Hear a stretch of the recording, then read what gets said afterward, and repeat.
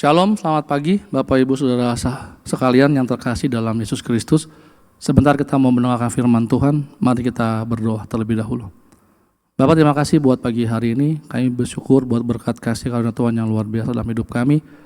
Sebentar kami mau mendengar firman Tuhan, bukakan isi hati pikiran kami, supaya firman-Mu boleh berakar, bertumbuh dan berbuah dalam hidup kami. Dalam nama Yesus kami semua telah berdoa dan mengucap syukur. Haleluya. Amin. Pada pagi hari ini saya mau membawakan renungan firman Tuhan dengan judul Kita Sudah Menang. Ayatnya sama saya ambil di dalam Roma yang ke-8 ayat yang ke-31. Sebab itu apakah yang akan kita katakan tentang semuanya itu? Jika Allah di pihak kita, siapakah yang akan melawan kita? Bapak Ibu Saudara sekalian, ayat ini seringkali diceritakan, dibacakan. Oh, jika Allah di pihak kita, siapa lawan kita? Tidak ada. Wah, semua senang. Bapak Ibu Saudara sekalian, itu benar enggak? Benar. Saya mau katakan bahwa itu benar. Makanya kenapa ada sebuah statement ya, bilang bersama Allah kemenangan sudah menjadi milik kita. Bahkan sebelum kita mulai berperang. Hebat enggak tuh? Di mana-mana orang berperang baru menang. Tetapi bersama dengan Tuhan, sebelum kita berperang, kita sudah menang. Kenapa? Karena Allah di pihak kita, siapa menjadi lawan kita. Nah, permasalahannya adalah Bapak Ibu Saudara sekalian, banyak orang yang gak mau jadi pemenang. Banyak orang yang tidak mau menjadi orang yang bebas. Banyak orang yang tidak percaya bahwa dia sudah menjadi orang yang menang dan menjadi orang yang bebas. Salah satunya adalah yang dibahas sama Bapak Gembala belahan hari ini, yaitu si bungsu yang tidak pernah merasa dirinya menang atau sebagai pemilik rumah, dan juga si kakak yang berada di rumah tetapi bukan merasa yang punya rumah. Ini kan hal yang lucu dan hal yang aneh kalau menurut saya. Ya, yang pertama, mengapa banyak orang yang nggak mau jadi orang-orang yang menang? Yang pertama, karena mereka percaya bahwa mereka adalah orang-orang yang gagal dalam dunia ini. Bapak Ibu Saudara sekalian, kegagalan ini sudah diajarkan sejak mereka masih TK dan masih SD. Bapak Ibu Saudara sekalian, saya mohon maaf ya, saya nggak mengajarkan Anda cara mendidik anak. Tapi tahukah Bapak Ibu Saudara sekalian bahwa banyak anak-anak yang tertekan dengan cara Anda? Kita sama-sama tahu, dan saya pun juga belajar dengan istri saya ya, saya juga belajar, karena kan dia kan lulusan psikologi. Bapak Ibu Saudara sekalian, anak-anak itu punya tumbuh kembangnya sendiri. Kita nggak tahu kapan mereka bisa dan kapan mereka mulai.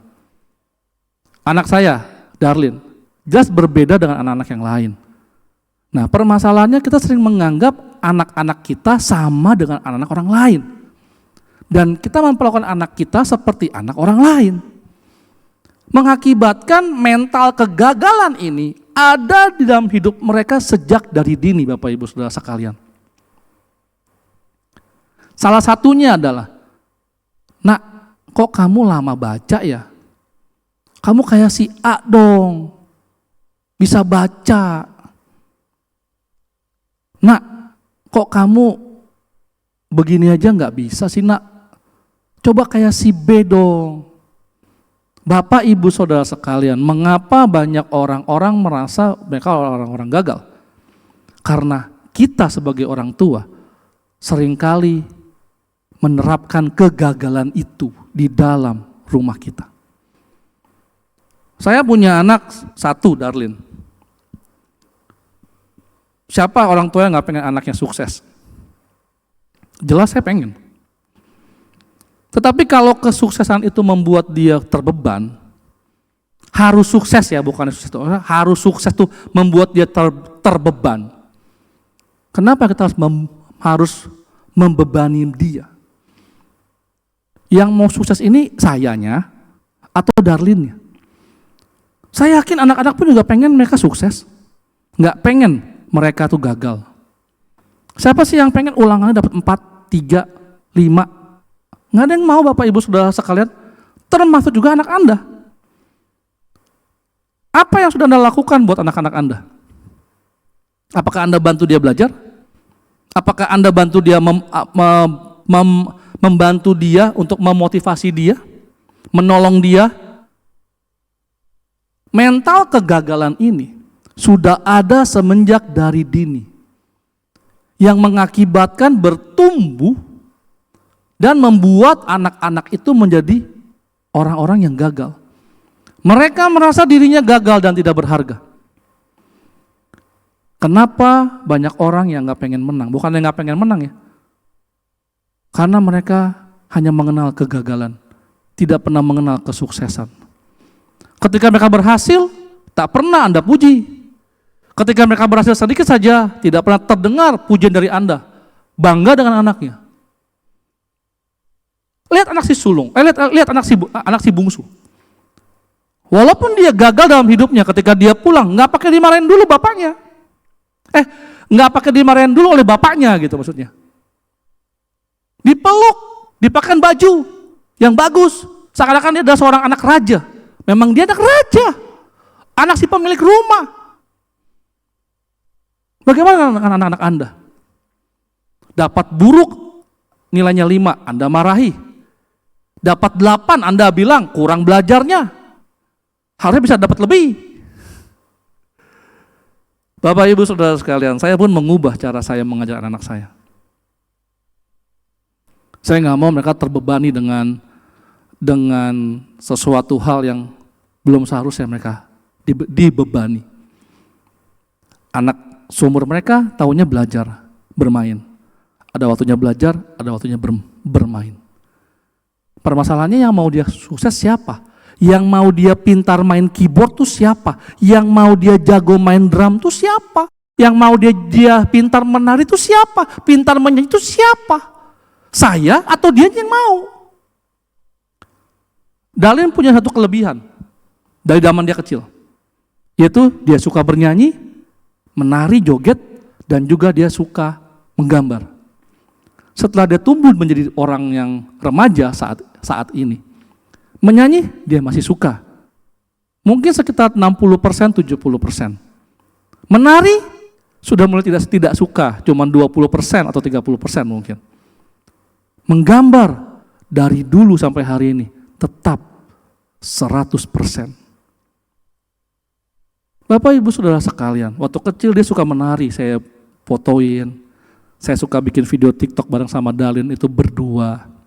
Ya. Tapi setelah besar dia mulai malu karena dia mulai remaja. Bisa juga dia mungkin bilang, saya nggak suka menari sekarang ini. Bernyanyi tetap masih, apalagi menggambar, selalu dia suka.